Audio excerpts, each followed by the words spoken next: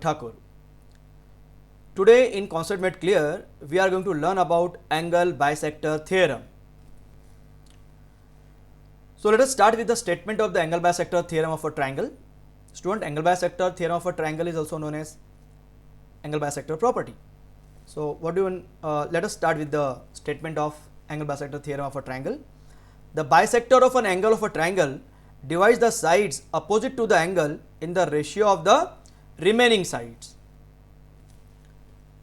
So in order to understand this theorem properly, we'll draw a triangle first, because a triangle is mentioned here, correct, and then we'll draw bisector of an angle. So we can draw bisector of any angle, either C, A or B. So let us draw bisector of angle C. Now this angle bisector of angle C, that is CD, bisects angle C in two equal parts. That is why this angle and this angle are going to be congruent. Okay, so we can write them x degree each because they both are congruent. Now student, in order to understand the exact meaning what we want to prove from this theorem, okay, let us try to understand it in detail. So in order to understand it, I have drawn three diagrams here, and let us see what this theorem or this statement wants to say. So PS is the bisector of angle P. So it cuts QR into two parts, QS and SR. So what I will do, I will go to the common vertex from where the angle bisector is drawn, and I will write the ratio of the remaining two sides first, because the third side is already cut into two parts. So I can write here, students, I have drawn three diagrams here in order to explain the exact meaning and how to find out the ratio of the corresponding sides. So here I have drawn PS is angle bisector of angle P in this triangle PQR. So while writing the ratio, we will always go to the angle from where the angle bisector is drawn. Now we will go to point P, and from there we will write PQ upon PR. See, PQ upon PR, and that is equals to what? So PQ ends at point Q. So from that point we will start and we will go to the first part, that is QS. So we can write here QS, okay, and here the remaining part, that is the RS, okay. So you will get the exact ratio. Similarly here FE, this is let us make it DEF, so this is G, okay. So you will write DFE is bisected by FG. These two angles are equal, therefore we can write DFD and FE, okay. F is the common point where the angle bisector is drawn, so we can write FD. So we will go to the point D, and from there we will write DG, correct, DG, and then we can write GE, GE. Is that clear? So this is the next ratio. In the third one, YM is the angle bisector of angle Y. So it will be, I am writing XY upon YZ. So Y is the common point where the angle bisector is drawn. So XY. So you can see the X is the end point here. So we will start with the X. So it will be XM to MZ. Is that clear? So this is how we have to find out the corresponding ratios. Hope you understood the meaning of this theorem. So let us try to prove that AC upon CB is equals to AD upon DB.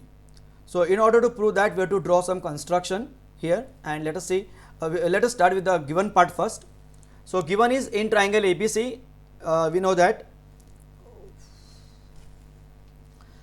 So we know that in angle ACD and angle DCB are equal because CD is bisector of angle C. So let us consider that they both are x degree each, and we have to prove that CA upon CB equals to AD upon DB. So we can write to prove CA upon CB, which is equals to AD upon BD.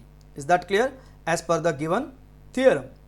Now we will write the construction. So let us go for some construction part here. Draw a line parallel to DC passing through point B.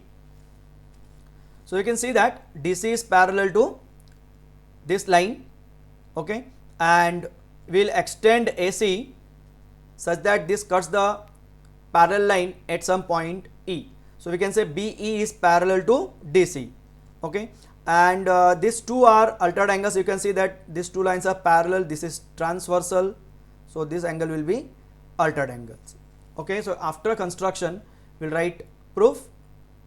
In the proof we'll start with this angle ACD and angle BCD are equal as per the given condition, and let they both are x degree each. They both are x degree each.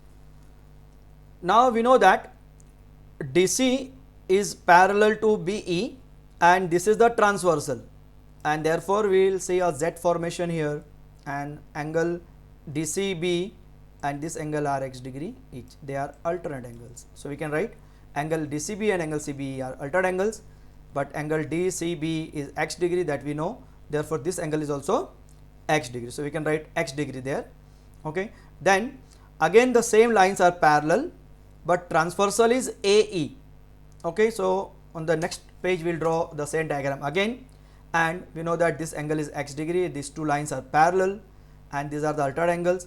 Students, here we know that these two lines are parallel and AE is the transversal, correct. So first we can see that this angle at this angle, because of the two are parallel and AE is transversal, these two angles are corresponding angles. First we will write TC is parallel to BE and AE is the transversal. So let us draw this diagram here alongside, and here we can see that CD and BE are parallel, AE is the transversal, therefore this angle and this angle are forming corresponding angles. So angle ACD and angle CEB are corresponding angles. So we can write them, angle ACD and angle CEB are corresponding angle, but you know that angle ACD is x degree. So what about CEB? This is also going to be x degree. So we can write angle ACD is x, so CEB is also x degree from 7 and 8. Now student, you have to concentrate in the triangle CBE. In triangle CBE you can see that angle E is x degree, angle B is also x degree, that we have proved now, and that is why this triangle is an isosceles triangle. So side opposite to congruent angles are always congruent, that is why CB equals to CE, okay. So we can write in triangle BC these two angles are equal, they both are x degree each, and that is why CE and BC are congruent, that is why sides opposite to congruent sides are congruent. Now we will go to bigger triangle, that is triangle ABE. We will draw bigger triangle ABE, and we can see that this DC is parallel to BE, and we can apply basic proportionality theorem. So we will get AD upon DB equals to AC upon CE, okay. So here we can see AC upon CE, AC upon CE equals to AD upon DB by BPT. Student, if you will concentrate here, AC upon CE equals to AD upon BD, and we will concentrate this part CE. This CE is already proved equals to CB. We have proved that CE equals to CB. So you replace CE, put BC, and you can get your prove that part, okay. So we can write here CE equals to BC, that is proved in 11, okay. So replace CE by BC in statement number 13, we will get CA upon CB equals to AD upon BD, hence the theorem is proved.